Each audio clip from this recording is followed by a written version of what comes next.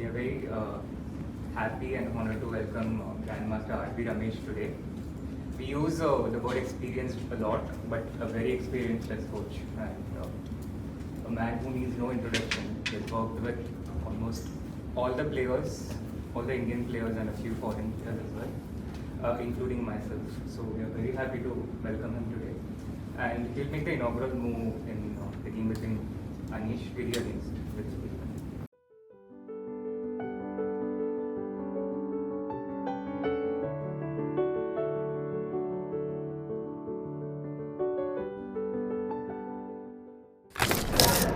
Ramesh, here at the Chennai Grand Masters, third edition this year. You visited every edition before, and this time coming in, seeing the venue, also very iconic venue for us Indian chess fans. How do you feel? Yeah, really happy to have visit the third edition of the Chennai Masters. And with each year, the organization seems to be getting better and better. They are learning from the experience of the previous years. It's very good to see. And they have also got a new sponsor this time around, and they have seem to have done a great job. My congratulations to the organizers, Srinath, the whole MGD1 team, Manu and Srikar. They have done an exceptionally good job. And what memories does this hotel evoke? 2013 World 2013 Championship. World Championship. I was here, Magnus Carlsen versus Anand match. It's one of the commentators here. So it's nice to be back here. Nice to see that another big event is coming back to Chennai in such a big way. Ramesh, you are right now a man with many different projects. Most recent of them perhaps Chola Chess, which has started. If you could tell us a bit about how is it shaping up at the moment and what is the work being done? Yeah, so basically the Cholamandalam group, they came up with this initiative. They asked me to come up with a project that is close to my heart, and I recommended this setup, and they immediately agreed. And so we have this project going on from the January of this year, January 25. And the last 7 months we have had every month camp for 6 different groups of players.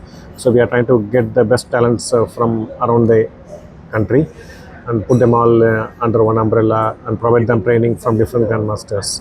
And it has worked out very well so far.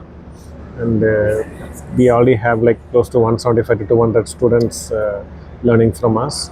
And every month we are having 7 groups of students, 7 camps happening throughout the month.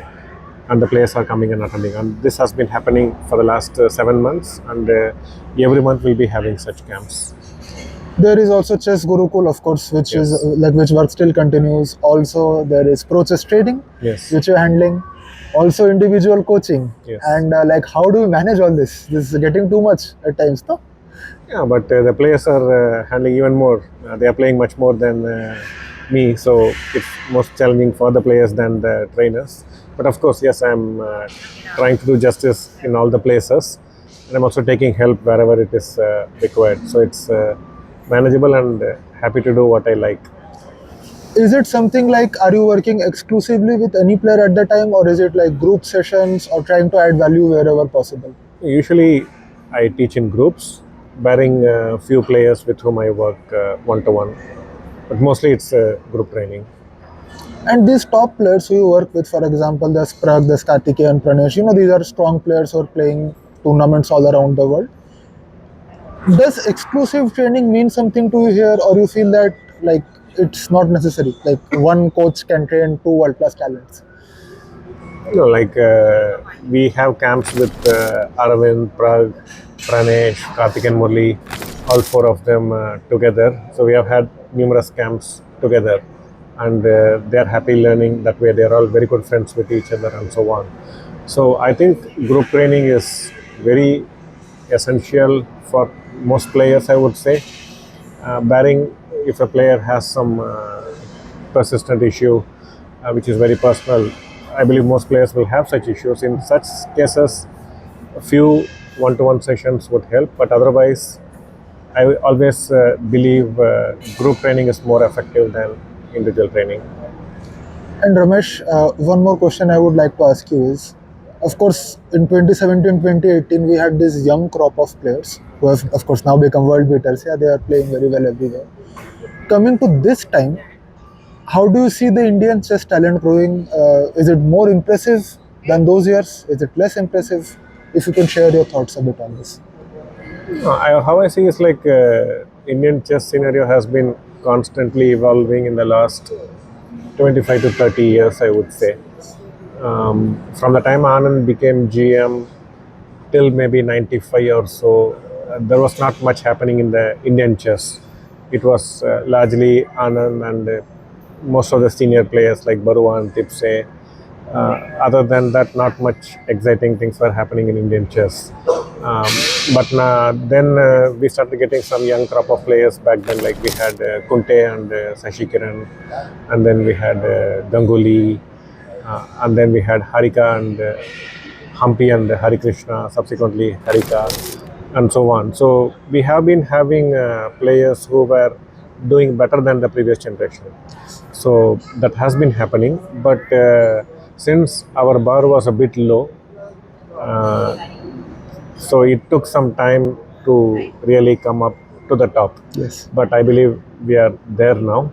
Now we have raised the bar too high, probably like Gukesh, Arjun and Prag, Nihal and so on. They have raised the bar very high. They became international masters at the age of 10, grandmasters at the age of 12, Yes. which even now we are not seeing other young generation of Indians able to meet those records. So they have set very high standards, which is good for the game.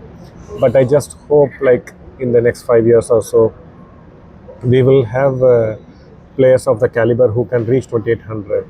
At least 3 to 5 more players who have the caliber of reaching 2800. Apart from these 3 or 4, we need to produce. If we are able to do that, maybe we will have like maybe 8 out of top 10 in the world from India. I think that will be the kind of domination we should be looking for.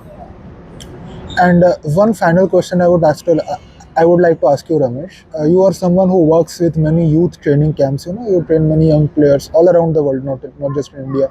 I believe in Romania you did some good camps. If there's one country, or let's say 1 or 2 young players who would like to mention, who are like right now flying under the radar, but they are like having very good potential. No, under the radar, I mean, there are like players like Faustino Oro, Radius Gurel from Turkey, Yagis Khan from Turkey as well.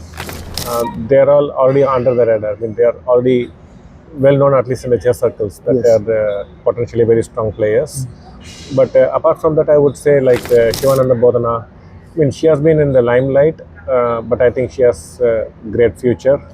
Also, she recently got her first norm, yes, WGM norm. Yes. Yes. And also, I think yesterday she bet a Grandmaster, probably the youngest by a girl, to defeat a Grandmaster. So, 10 years and X months. So that's a good thing. And in Romania also, I work with some players who are extremely talented. Especially, I would mention Andrei Negran, Lucas Rusu. There are some players from Romania who I believe, Matei and Eliza Badescu. So I believe these kids from Romania can reach the top if they work very hard. That is the big question before them. And in India, we have so many talents. Countless. Yeah, I mean, if I name few, I will leave few out. So I'll just say like there are just at least 10 in boys and 10 in girls. So it depends largely on if the ecosystem can nurture them, because I have seen many talents fade away for various reasons, and that should not happen with this young crop. Thank you so much, Ramesh, for your valuable time. Thank you for sharing these insights. I hope you have a pleasant time here. Thank you.